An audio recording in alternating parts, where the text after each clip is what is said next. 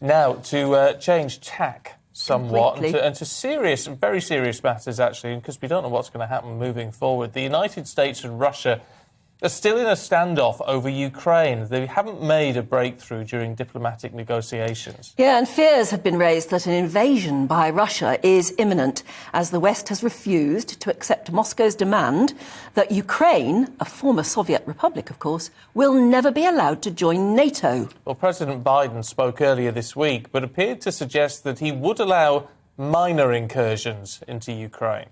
Well, yesterday, Russia will be held accountable if it invades, and it depends on what it does. It's one thing if it's a minor incursion and then we end up having a fight about what to do and not do, etc. But if they actually do what they're capable of doing with the force amassed on the border, it is going to be a disaster for Russia. You said that Russia would be held accountable if it invades, and it depends on what it does. Are you saying that a minor incursion by Russia into Ukrainian territory would not lead to the sanctions that you have threatened? Or are you effectively giving Putin permission to make a small incursion into the country? Good question. That's how it did sound like, didn't it?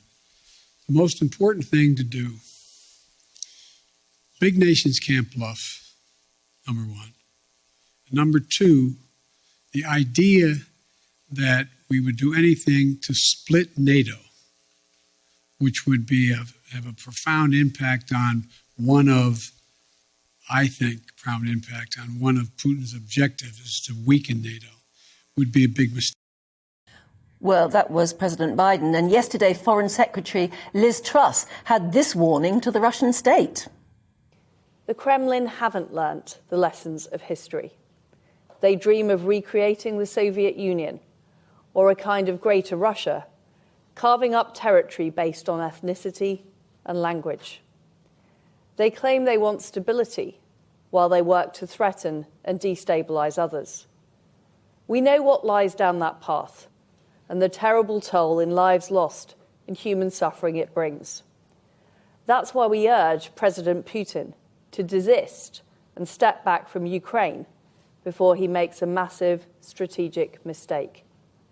Let's talk to Martin Bell, former BBC war correspondent. Really good to see you this morning, Martin. I mean, look, when you listen to all of this rhetoric, and it's very strong rhetoric in many respects, but there's no indication of exactly what will happen should the Russian troops really start some sort of incursion.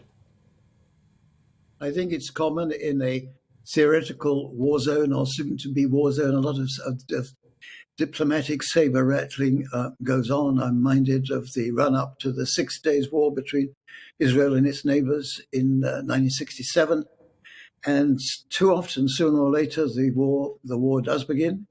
And the technology is such now that I think it'll probably be over one way or another fairly quickly. How do you read it? What do you think will happen next?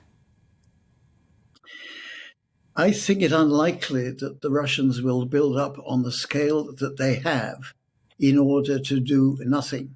These things generate a momentum of their own. I think there will be some kind of action on the borders. I think it was probably very unwise to suggest that a minor incursion might be acceptable. I guess it's going to be more than that, and it could come any day now. Remembering that the Ukrainians have got a formidable army of their own. It's about 4 or 5 times the size of the British army, so they are in some sense ready for it. Well, yes, except it doesn't leave us out of it, does it? I mean, British troops are involved in training the Ukrainian army, so I mean there's going to be an international implication, a British implication, whether we want it or not, should it happen. Yes, that is true. I think it's a relatively small number, but yes, they could well be in harm's way. And I think and if they're training, they have to stay to do the training. You don't just send the equipment without the trainers in a case like this.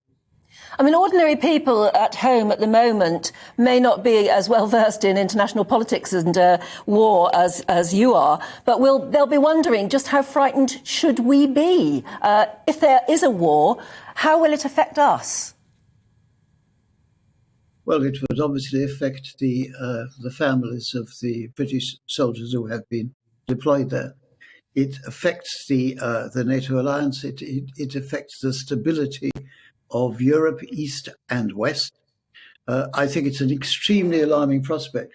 If you consider that people of my generation have lived in relative peace within our national boundaries now since the Second World War, but the number of conflagrations seems to be increasing around the world and the intensity of them. I mean, I would reckon towards the end of my career to go to war, to be in a war zone at least once a year. And one of these wars, the war in Bosnia, lasted for 3.5 years. So this is not a short-lived experiment, so to speak. It's part of the issue here, and obviously there's a great deal of international concern. But Vladimir Putin is very much the strong man and does play to that sort of image. I mean, he's just not the type of person to back down from this if this is what he wants. I would agree with that. Russia has nearly always, or before that, the Soviet Union has been, and before that, you had a Tsar. I suppose that Putin is in some ways a modern Tsar. He cultivates a tough guy image. The Russians were very bruised by the collapse of the Soviet Union, the Cold War, which they lost. And what's at stake here, I think, is pride, dignity, respect, and that's why they want to keep Ukraine so far as possible within their sphere of influence. They've lost so much, and I know it's a generation ago, but it's still felt, I imagine, very deeply in what used to be the Soviet Union. Martin, we've got to move on, but before we let you go, can I just ask you what you make of the political situation at home at the moment? I mean, you stopped being a war correspondent to become a politician. You were MP for Tatton, weren't you? Standing on an anti-sleaze ticket. So you must know a bit of the shenanigans that goes on at the moment behind the scenes. What do you make of what's going to happen within the Tory party and government at the moment? You mean talking of war zones? I see what you mean. I think what's happening is in itself quite alarming. I was elected in 1997 on an issue of integrity in public life, and I think the situation now is, if anything, worse than it was then. You know, I sat on the committee that looks into complaints against MPs who are said to have acted unethically. And in every case, it was a cross-party committee. I didn't have a party, of course, but in every case, our recommendations were accepted by the full House of Commons. What you had in early November was an attempt to change the rules unilaterally. So I think it is serious, and I also think that the Prime Minister is in an incredibly precarious situation, and I would expect more of those letters to be put in sometime next week. I'll keep a very close eye on that. Yeah. Martin Bell, it's always a pleasure to talk to you. Thank you. Thank you.